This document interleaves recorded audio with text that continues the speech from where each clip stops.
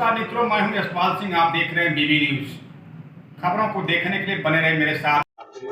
आप बताइए किस तरीके की आज अजमेर के आम मुसलमान सभी फिरकों के, चाहे वो शिया है, चाहे देवबंदी है, चाहे सुन्नी है, इन सभी को एक जाजम पे लाने के लिए, एक मसरत पे लाने के लिए हमने एक बैठक रखी थी। हमारा बैठक का मकसद ये था कि हमारे जितने लोग अलग अलग फिरकों में बटे हैं, वो सारे फिरके एक जाजम पर बैठ करके अपनी जो मूलभूत सुविधाएं हैं, जो अपनी मूलभूत समस्याएं हैं, उन समस्याओं का समाधान आपसी समन्वय से, आपसी राय मशवरे से बैठ करके कर सके। चूँकि मुस्लिम समाज आज की तारीख में न सिर्फ अजमेर बल्कि स्टेट बल्कि पूरे हिंदुस्तान के अंदर हाशिए पे पड़ा हुआ है, चाहे वो राजनीतिक तौर पे हो, चाहे वो शैक्षिक तौर पे हो, चाहे वो प्रशासनिक तौर पे हो, क्योंकि ना तो कोई आईपीएस बन पाता है, ना कोई आरएस बन पाता है, ना कोई राजनीतिक तौर पर ऊपर लेवल पे कहीं पहुंच पाता है। इसी सोच को लेकर के हम लोगों ने एक सोच बनाई है कि सभी मसलक को लेकर के, सभी जमातों को लेकर के एक बैठक रखी जाए और उसमें आपसी राय मशवरे से आगे की रणनीति को तैयार किया जाए, ताकि हमारा जो मुस्लिम समाज का विकास है वो विकास आगे बढ़ सके, चाहे वो शिक्षित हो, चाहे वो राजनीतिक तौर पे हो, चाहे वो प्रशासनिक तौर पे हो।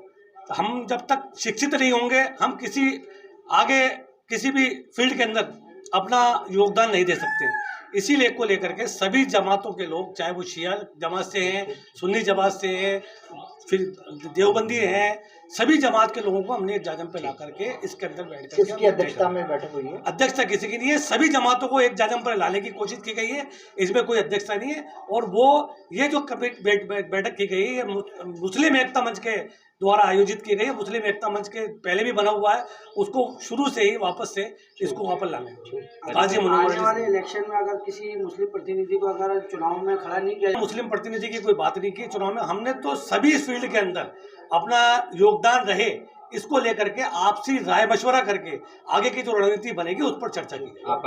अक्सर देखने में आया है कि आप बोलिए जी हाँ, आप बोलो। आज की जो मीटिंग रखी गई है, इसकी वजह ये थी कि हमारे पूरे मुस्लिम समाज के अंदर ये हमेशा चर्चाएं होती हैं कि साहब हमें चेयरमैन नहीं बनाया, हमें एमएलए का टिकट नहीं दिया, हमें नहीं दिया। जबकि हमारी कौम जो है ना, हर एजुकेशन में तो पिछड़ी भी है ही, कमज़ोर है, आर्थिक भी कमज़ोर है, साथ में राजनीतिक उसमें भी बहुत पीछे रहती है।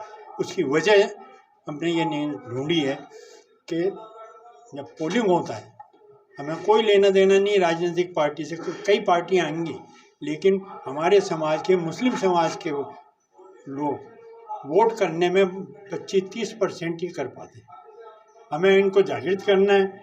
जब ये वोट 70-80% देने लगेंगे, खुद ब खुद इन राजनीतिक में वैल्यू बढ़ जाएगी, राजनीतिक पार्टियां आगे होके देंगी। आज देखो आप, चौधरी समाज है, मीणा समाज है, रावत समाज है, आपके गुजर समाज है, उनकी वैल्यू क्यों है? क्योंकि वो 70-80% पोलिंग करते हैं। पोलिंग किसी उसमें वो राजनीतिक पार्टी में किसी को ही वोट देने जाते हैं। इसी वजह से राजनीतिक पार्टियां सोचती हैं यार इस समाज में से आदमी को दो टिकट, आगे होके। आज हमारी पोजीशन ये है, हम अक्सर मांगते हैं, पेपर में भी आता है, तो हमें यूआईटी चेयरमैन नहीं, उनके 5 साल 10 साल के लिए आप भूल जाओगे, हमें कुछ नहीं लेना है, हमें इसमें भाग लेना है। जब चुनाव आता है, एक तरह का एग्जाम होता है जैसे बच्चों का होता है, उसमें आप जाके वोट डालोगे, खुद ब खुद सरकार के, कोई सी सरकार होगी आप पे ध्यान देगी कि साहब इन पे ध्यान।